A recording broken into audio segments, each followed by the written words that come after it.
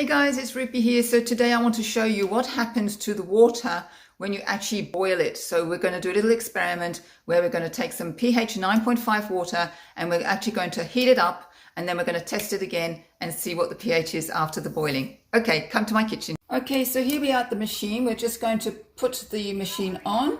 We're going to get some pH 9.5.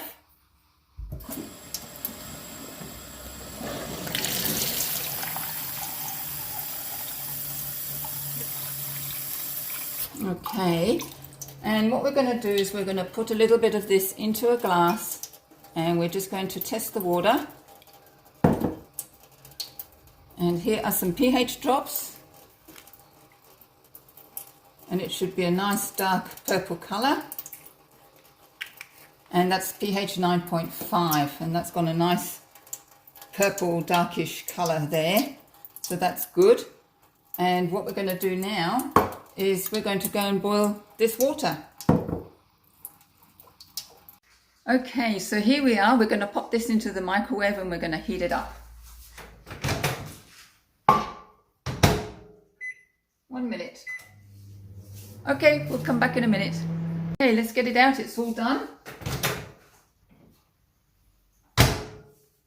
And let's pop over and test this.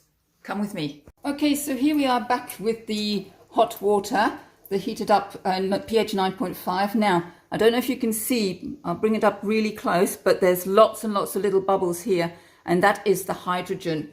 Now, what we're going to do is we're going to pour some of this into this glass here, and we're going to add some more pH drops, and we're going to check the pH of this.